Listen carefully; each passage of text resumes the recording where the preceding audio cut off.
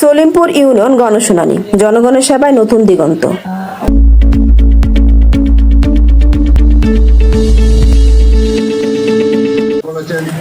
জনগণের দোরগোড়ায় সেবা পৌঁছে দেওয়ার অঙ্গীকার বাস্তবায়নে চট্টগ্রাম জেলা প্রশাসন শুরু করেছে এক যুগান্তকারী উদ্যোগ, ইউনিয়ন পর্যায়ে গণশুনানি।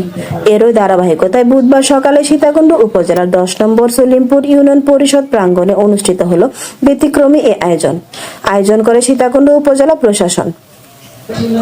অনুষ্ঠানে প্রধান অতিথি ছিলেন চট্টগ্রাম জেলা প্রশাসক ও জেলা ম্যাজিস্ট্রেট ফরিদা খানম। বিশেষ অতিথি ছিলেন অতিরিক্ত জেলা প্রশাসক রাজস্ব মোহাম্মদ সাদিউর রহিম জাদিদ। সভাপতিত্ব করেন উপজেলা নির্বাহী কর্মকর্তা মোহাম্মদ ফখরুল ইসলাম। এ সময় উপজেলার বিভিন্ন সরকারি দপ্তরের প্রধানরা উপস্থিত ছিলেন।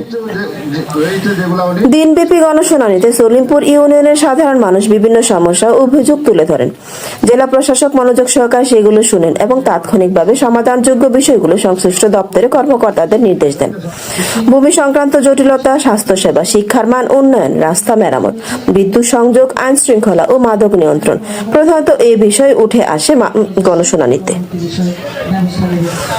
গণশুনানিতে বক্তব্য রাখতে গিয়ে জেলা প্রশাসক ফরিদা খানম বলেন, জনগণের সমস্যা সমাধান করা প্রশাসনের প্রধান দায়িত্ব। মানুষকে সেবা পেতে দৌড়াতে হবে না, প্রশাসন তাদের দোরগোড়ায় যাবে, এটা আমাদের লক্ষ্য।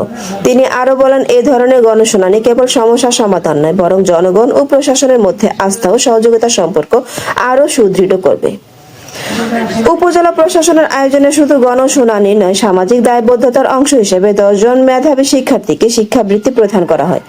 পাশাপাশি সাম্প্রতিক সড়ক দুর্ঘটনায় নিহত 5 জেলে পরিবারের হাতে আর্থিক সহায়তা তুলে দেন জেলা প্রশাসক। ASP news desk.